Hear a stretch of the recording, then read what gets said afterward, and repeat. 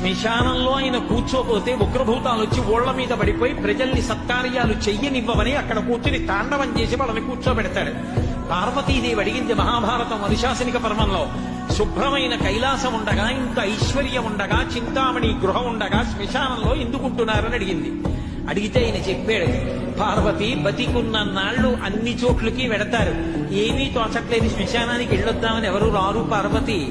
నేనంతవాణ్ణంటాడు, పొడుగ్గా ఉన్నానంటాడు, తెల్లగా ఉన్నానంటాడు, పండితుండంటాడు, పద్యాలు నాకు నోటికొచ్చంటాడు, ఉపన్యాసం చెప్పగలనంటాడు, నాకు పాటలు వచ్చంటాడు, నేను నాట్యం చేస్తానంటాడు, నేను అధికారినంటాడు, నా దగ్గర డబ్బు ఉందంటాడు, నేను పాట పాడగలనంటాడు. ఇన్ని ఉన్నాయనుకున్న వాడిలోంచి ఊపిరి బయటికి వెళ్ళిపోయిన తరువాత వాడిని తీసుకెళ్లి 4 కొత్త కర్రల మీద పడుకోబెట్టి చాప చుట్టి తాడు కట్టి పైన నూలుబట్ట కప్పి తీసుకొచ్చి అన్నీ తీసేసి కర్రల మీద పడుకోబెట్టి కాల్చేస్తుంటే జీవుడు లేచి నిలబడి పుర్రె పగిలిపోయిన తరువాత కన్న కొడుకు కూడా స్నానం చేసి వెళ్ళిపోతుంటే చీకటి పడిపోయాక, అయ్య బాబోయ్ చుట్టూ ఉగ్రభూతాలు, నా వాళ్ళన్న వాళ్ళు లేరు, వీళ్ళని నమ్ముకున్నాను, ఒక్కడు లేడని ఏడుస్తుంటే నేనున్నాను రా అని చెప్పడానికి నేను కూడా లేకపోతే చచ్చిన వాడు 1000 మాటలు చచ్చిపోతారని అక్కడ ఉన్నారు పార్వతి, నా కర్మకాలకండి.